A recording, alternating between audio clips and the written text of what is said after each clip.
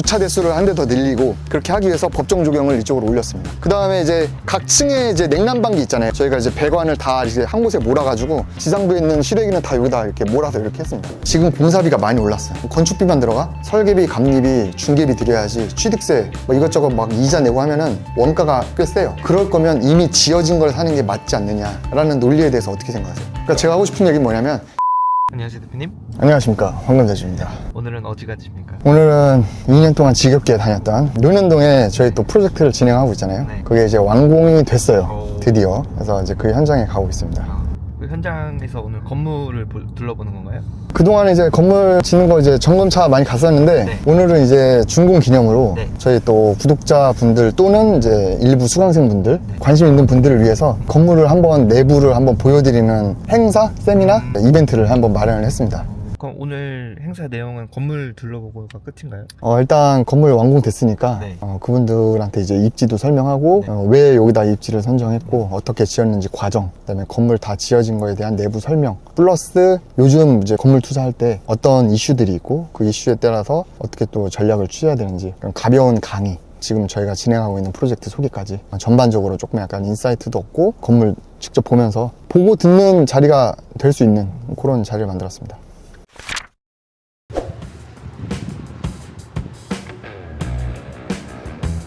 건물에 와주셔서 감사합니다. 안녕하세요, 송양원입니다. 반갑습니다.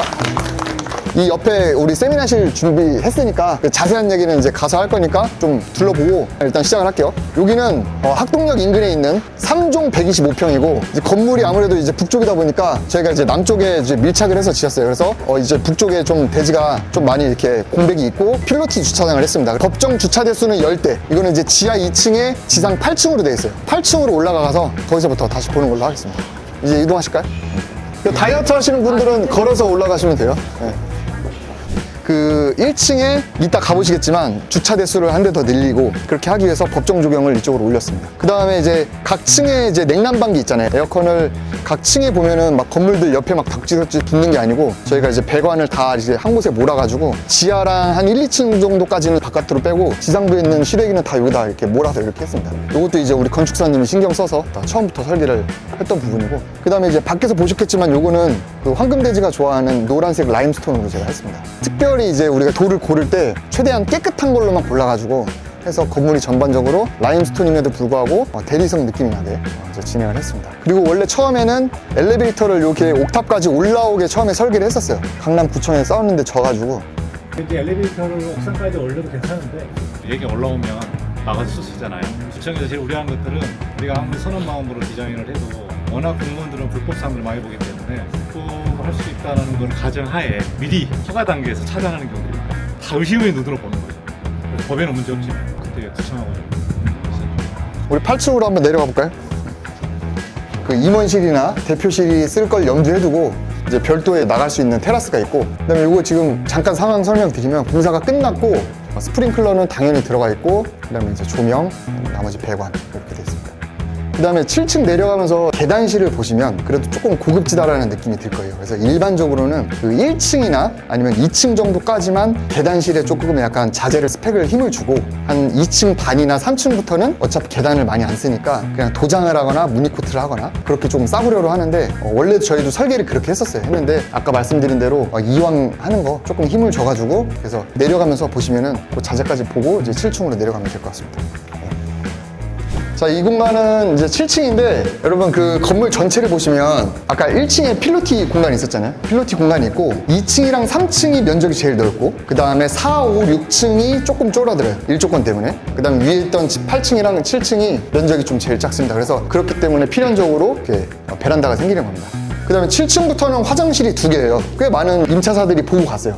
보고 갔는데 칭찬한 것 중에 하나가 뭐냐, 화장실을 봤는데 이 정도면 사무실이 그렇게 솔직히 크진 않잖아요. 크진 않은데 사무실에 비해서 화장실이 좋다, 화장실이 넓고 그 다음에 특히 여자 화장실이 변기가 2개입니다 그래서 여자분들이 조금 쓰기가 쾌적해서 건축사님이랑 설계를 할 때도 화장실을 조금 쾌적하게 하자 그렇게 이제 합의 맞아서 그렇게 설계를 했습니다. 조금 이제 아쉬운 부분은 생각보다 이런 배관들이 많아가지고 이제 나중에 제가 또 건물 지을 때는 이런 것까지 좀 그 고민을 해서 실질적으로 우리가 이제 사용하는 사람 입장에서 조금 더 층고를 더 높게 느낄 수 있게 하면 더 좋지 않았을까라는 아쉬움은 있지만 사실 뭐 지금도 나쁘진 않다 그렇게 생각합니다. 혹시 한번 가보시겠습니다. 우리 옆옆 건물 4층으로 올라왔습니다. 옆옆 건물 4층. 다 오셨으면 문 닫을까요?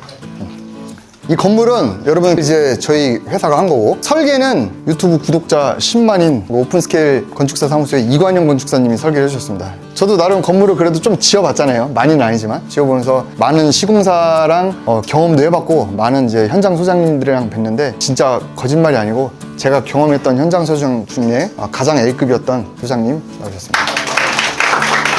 그래도 현장 소장님의 역량이 굉장히 중요하다라고 제 강의 때도 이제 말씀을 드렸고, 운이 좋게도 소장님을 너무 잘 만나가지고 건물을 잘 지을 수 있었어요.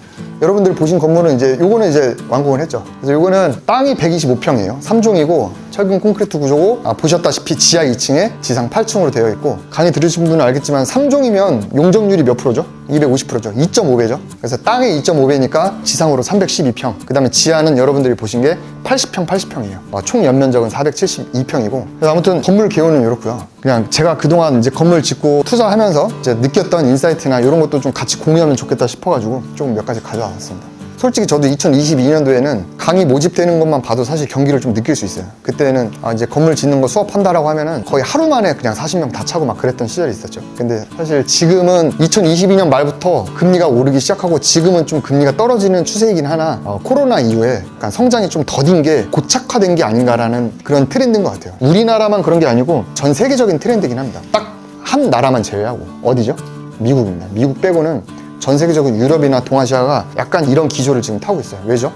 우리나라는 뭔가 패러다임이 바뀌지 않는 이상은 세계적인 추세에 맞춰서 가지 않을까라는 생각을 하고 있습니다. 이거는 세계적인 추세라기보다는 우리나라가 출산율도 많이 좀 떨어져서 2020년부터 사실 인구가 감소하기 시작했어요. 절대 인구가 감소하기 시작해서 부동산이 이제 많이 떨어질 거다라는 얘기를 많이 하죠. 그럼에도 왜 부동산을 할까? 저는 이제 크게 세 가지로 봅니다. 화폐 가치 하락이 사실 제일 크죠. 화폐 가치가 하락한다는 거는 실물 자산이 반대로 올라간다는 거죠. 그러니까 제가 얘기하고 싶은 거는 부동산의 가치가 오르는 게 아니고 부동산의 가격이 오를 거는데, 그 이유는 뭐냐? 화폐 가치가 이제 하락할 거라는 거죠. 그러면 부동산 중에서 왜 개발을 하냐? 아까 저성장 고착화를 얘기했잖아요. 이 시장에서는 내가 그냥 부동산을 산다고 해서 이 화폐 가치 하락에만 의존하기에는 조금 시간이 좀 더디는 시장이 될 거예요. 물론 부동산을 아무거나 매입해놔, 등기를 치고 내 이름을 딱 등기 치면은 시간이 지나면 오르겠지. 그거는 부동산이 주는 약간 중장기적인 메리트라고 봐요. 사실 여러분들이 인내심이 없잖아요. 좀 빨리빨리 하고 싶으니까, 그래서 좀 경매가 좀 유리한 것 같아요. 시세보다 싸게 사면 낙찰 받는 순간 안전마진이 있으니까 그냥 시세대로만 팔았을 때도 그런 게 있고, 거기에 더 덧붙였을 때 우리가 이제 밸류업을 하는 거죠. 밸류업을 하면은 정해진 수익률이 아니고 잠재된, 아직 정해지지 않은 수익률에 우리가 베팅을 해서 그 수익률을 만들어내서 가치를 만들어내는 게 저성장 시대에는 좀 더 메리트가 있지 않을까. 지금 공사비가 많이 올랐어요. 그래도 땅값이 막 떨어지진 않았어. 그럼 내가 지금 땅을 사서 건물을 지어, 건축비를 쏟아 부어. 건축비만 들어가? 설계비, 감리비, 중개비 들여야지, 취득세 뭐 이것저것 막 이자 내고 하면은 원가가 꽤 세요. 그럼 팔아봐야 사실은 뭐 많이 안 남아. 그럴 거면 이미 지어진 걸 사는 게 맞지 않느냐라는 논리에 대해서 어떻게 생각하세요? 저는 그렇게 생각합니다. 제가 지금까지 건물을 지으면서 한 차례도 공사비가 떨어진 적이 없거든요. 처음에 지을 때 500이었는데 그때도 비싸다고 했고, 지금 1000만 원이야.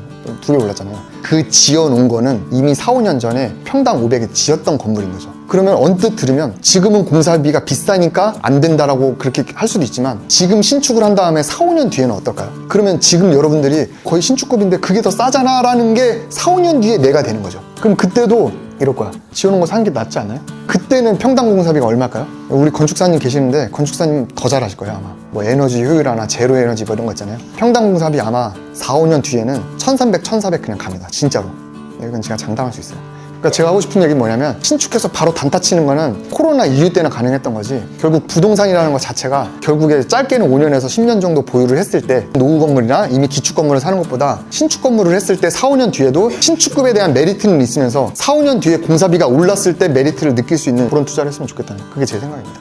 아무튼 그래서 중간에 장마도 있었고 동절기도 있었음에도 불구하고 공정관리를 굉장히 잘해서 딱 타이트하게, 처음에 이제 공사를 시작하면 시공사에서 공정 예정표를 줘요. 이제 공종별로 있는데 여기에 따라서 요거를 처음에 받고 그 공사대로 진행하고 있는지 중간중간 건축주가 어느 정도 또 체크할 수 있어야 되고, 그 다음에 요즘 터지는 문제 중에 하나가 나는 공사비를 줬는데 현장이 멈춘 경우에 과기성을 한 거죠. 이제 그런 경우에 내가 사실 이런 내용을 잘 알지 못하면 시공사가 공사 50% 했으니까 공사비 50% 주세요. 그럼 내가 그냥 사인해버리고 어쩌고 해버리면 은행에서 돈 나가거나 내가 돈을 줘버리잖아. 근데 실제로 50%가 됐는지 안 됐는지, 물론 감리도 있고 하지만 나도 어느 정도는 볼 줄 알아야 되고, 이런 공정표를 좀 볼 줄 알면은 사실 조금 도움이 많이 되겠죠. 저는 임대 매각할 때 전속을 주지 않고 제가 홈페이지를 만들었어요. 그 다음에 인테리어도 저희가 렌더링을 몇백만 원 주고 다 했어요. 3D로. 결국에 우리가 모델하우스 가면은 고민형이랑 침대랑 애기방이랑 다 해놓잖아. 그게 왜 있어? 상상할 수 있게 도와주는 거거든요. 제가 볼 때는 근생 건물도 이런 자료가 있으면 임대를 놓을 때 좀 잘 되지 않을까. 홍보할 때도 막 굳이 막 다 설명할 필요 없잖아요. 이거 보여주면 되니까. 근데도 여러분 임대가 원래 제가 앞에 장표에서 보여드렸던 대로 좀 경기가 많이 침체돼가지고 여기에 들어올 만한 사업자들에 대한 수요가 많이 감소한 게 첫 번째. 그 다음에 코로나 때 강남의 임용 건물에 있는 다가구를 부셔가지고 근생 짓는 거에 대해서 붐이 일었죠. 그래서 사실은 공시률이 좀 많은 편입니다. 그래서 제가 뭐 유튜브에서도 많이 얘기하고 강의 때도 많이 얘기하는 게 내가 지은 건물이 입지가 있을 거 아니에요? 내가 논현동에 지었어, 아니면 신사동에 지었어, 역삼동에 지었어 했을 때 그 동도 중요하고 그 입지에 어떤 임차 업종이 들어올까에 대한 예상을 하는 게 좋은 것 같아요. 그 임차 업종별로 좀 선호하는 것들이 있거든요. 그런 포인트를 잡아서 건축사님한테 잘 이렇게 얘기를 해가지고 그런 걸 살려가지고 나중에 중개사님이 세일즈 할 때 그런 것도 좀 어필이 되게 하면은 그냥 막 지은 건물보다는 조금 더 임대료를 많이는 못 받아도 먼저 선택을 받는 게 좋지 않을까. 요거는 제가 상업용 건물을 처음에 계획 설계할 때 이런 포인트를 두고 건축사님이랑 얘기를 합니다. 그래서 이 입지에 지하를 팔 거냐 말 거냐, 그 다음에 뭐 용적률을 당연히 채워야겠죠. 채워야 되고, 그 다음에 주차 공간은 어떻게 할 거냐, 그 다음에 통임대냐 구분임대냐에 따라서도 계단실이나 공용 공간 이런 거를 좀 달리하면 좋을 것 같아요. 그 제가 지은 건물은 아예 통임대를 염두에 두고 한 건데, 만약에 이 입지가 요거는 통임대가 아니고 좀 대로변이나 약간 식당도 있고 구분임대가 들어갈 만한 입지에 짓는다라고 하면은 공용 공간이나 이런 거는 좀 따로 빼는 게 좋겠죠. 층별로 좀 쓰기 편하게. 화장실도 전용부에 안 하고 공용부에 하거나. 여러분 그 개발이라는 단어가 디벨롭이잖아요. 건물을 짓는 과정이잖아요. 저는 좀 안타까운 게 건물이 언젠가는 가치가 떨어질 거고, 그 다음에 그 건물의 가치가 건축물에 있는 게 아니고 토지에 있는 거거든요. 근데 결국에 건물을 매입할 때 좀 땅을 볼 줄 아는 능력이, 건물을 매입했을 때 단순히 토지 평당가가 싸니까 매입한다 이런 느낌보다는 저 땅의 잠재력을 좀 보고 매입을 했으면 좋겠다라는 게 있고, 이미 세팅되어 있는 건물을 매입할 때도 그러면 저 건물을 지었던 건축주는 누군가 있었을 거 아니에요. 그 건축주가 최선을 다해서 지었는지를 판단할 수 있게 돼요. 그래서 여러분들이 좀 건물을 그 개발을 하면은 여러분들 투자할 때 그 디테일이 되게 달라지거든요. 아까 제가 화장실 문짝부터 다 하나하나 고민하게 되잖아요. 근데 이미 남이 지어놓은 걸 사면 그냥 싸니까 산다 이런 게 아니고, 그럼 나는 저걸 해서 대수전을 하거나 임차를 맞출 때 그 임대 시세를 얼마나 받을 수 있는지에 대한 그런 디테일을 좀 같이 가져갔으면 좋겠다라는 게 제 개인적인 생각입니다. 괜찮았나요? 아무튼 제가 준비한 건 여기까지입니다. 바쁘신데 여기까지 와주셔서 감사하고, 어쨌든 구독자잖아요. 구독 안 한 사람 없죠? 구독자분들이랑 뭐 수강생도 있지만 저는 오프라인 만나는 거를 그래도 좋아하기 때문에 면전에다 대고 악플 달지 못하잖아요, 그죠? 저희가 이제 뭐 맥주랑 뭐 치킨이랑 사드릴 건데 여러분들이랑 소중한 시간 가질 수 있게 준비했으니까 공개적인 질문하기 어려우면 거기서 또 물어보는 걸로 하고 거기서 또 뵙는 걸로 하겠습니다. 감사합니다.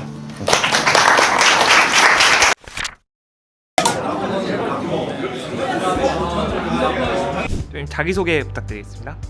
저희는 빌딩을 준비하는 빌딩 빌딩 부부입니다. 부부입니다. 오늘 두 분 이렇게 저희 건물 와보셨는데 건물 둘러보시니까 어떠셨어요? 뭐 역시 뭐 황금돼지답다. 저는 오늘 설명을 듣고 굉장히 황금돼지 대표님께서 왜 그동안 이런 프로젝트를 많이 하시고 성공을 하셨는지 알게 되었습니다. 그 말이 그 말이네. 굉장히 황금돼지답다. 굉장히 디테일하고 또 오늘도 많이 배웠습니다. 그리고 이게 보이지 않는 부분들까지 되게 꼼꼼하고 굉장히 그 디테일함들이 굉장히 좀 매력적인 포인트였던 것 같아요. 오늘 어떠셨어요, 대표님? 그 제가 지은 건물을 이렇게 디테일하게 설명한 적이 처음이야. 그래서 뭐 그동안 뭐 임차사들도 오고 이제 투자자분들한테도 막 중간중간 설명도 많이 했는데, 일단 완성된 거에 대해서 어쨌든 제가 이제 뭐 세미나를 연 거잖아요. 그래서 오신 분들 대상으로 층별로 다 돌아다니면서 설명을 했는데, 그렇게 하면서 다시 복귀도 되고 추억도 다시 되살릴 수 있고, 그 다음에 이제 세미나 준비하면서 제가 그동안 이제 경험했던 걸 토대로 뭔가 좀 약간 인사이트도 많이 풀고 했는데 저 스스로도 좀 정리가 되는 시간이었어요. 다음에 또 이런 행사 없죠. 그냥 신청한테 하지 그랬어요. 다음에는 이제 건물에 이제 투자해주신 분들만 대상으로 이제 행사를 할 것 같고, 다음에 또 건물이 완공되고 하면 그때 또 모시도록 하겠습니다. 감사합니다.